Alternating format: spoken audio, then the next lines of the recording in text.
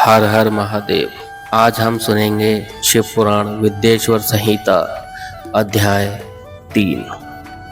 लेकिन आगे बढ़ने से पहले आप सभी से मेरा अनुरोध है, यदि आप हमारे YouTube चैनल पर नए हैं और अभी तक आपने हमारे YouTube चैनल को सब्सक्राइब नहीं किया है तो कृपया करके सब्सक्राइब कर लीजिए और बेल आइकन को दबाना ना भूलें, जिससे कि हमारे YouTube चैनल सनातन ज्ञान पर आने वाली प्रत्येक धार्मिक वीडियो की जानकारी आपको समय पर मिलती रहे।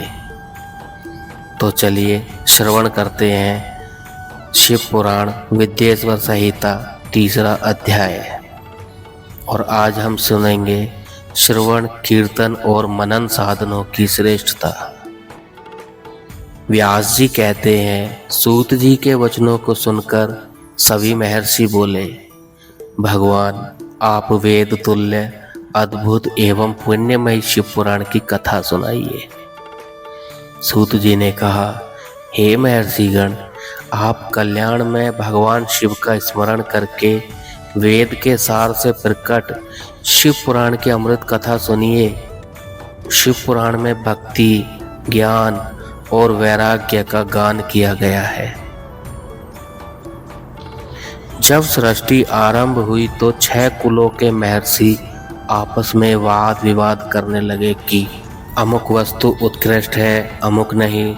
जब इस विवाद ने बड़ा रूप धारण कर लिया तो सभी अपनी शंका के समाधान के लिए सृष्टि की रचना करने वाले अविनाशी ब्रह्मा जी के पास जाकर हाथ जोड़कर कहने लगे, हे प्रभु, आप संपूर्ण जगत को धारण कर उनका पोषण करने वाले हैं। प्रभु, हम जानना चाहते हैं कि संपूर्ण तत्वों से परे परात्पर पुराण पुरुष कौन है।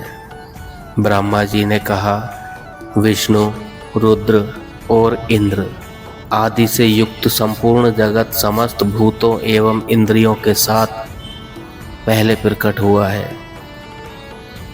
वे देव महादेव ही सर्वज्ञ और संपूर्ण है। भक्ति से ही इनका साक्षात्कार होता है। दूसरे किसी उपाय से इनका दर्शन नहीं होता। भगवान शिव में अटूट भक्ति मनुष्य को संसार बंधन से मुक्ति दिलाती है। भक्ति से उन्हें देवता का कृपा प्रसाद प्राप्त होता है। जैसे अंकुर से बीज और बीज से अंकुर पैदा होता है। भगवान शंकर का कृपा प्रसाद प्राप्त करने के लिए आप सब महर्षि धरती पर सहस्रों वर्षों तक चलने वाले विशाल यज्ञ करो।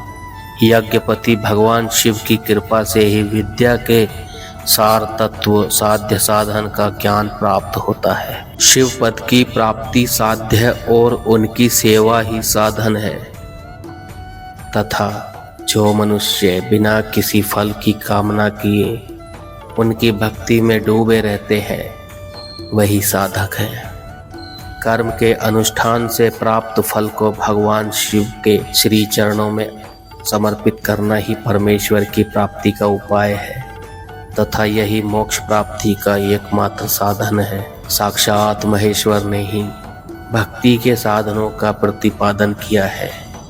कान से भगवान के नाम, गुण और लीलाओं का श्रवण, वाणी द्वारा उनका कीर्तन तथा मन में उनका मनन शिव पद की प्राप्ति के महान साधन हैं तथा इन साधनों से ही संपूर्ण मनोरथों की सिद्धि होती है।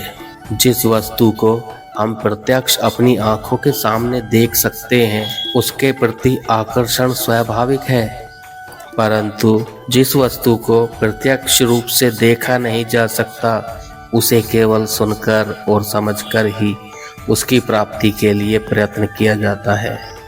अतः श्रवण करना पहला साधन है। श्रवण द्वारा ही गुरु मुख से तत्व को सुनकर श्रेष्ठ बुद्धि वाला विद्वान अन्य साधन कीर्तन और मनन की शक्ति व सिद्धि प्राप्त करता है। मनन के बाद इस साधन की साधना करते रहने से धीरे धीरे भगवान शिव का संयोग प्राप्त होता है और लौकिक आनंद की प्राप्ति होती है। भगवान शिव की पूजा, उनके नामों का जप तथा उनके रूप गुण विलास के हृदय में निरंतर चिंतन को ही मनन कहा जाता है।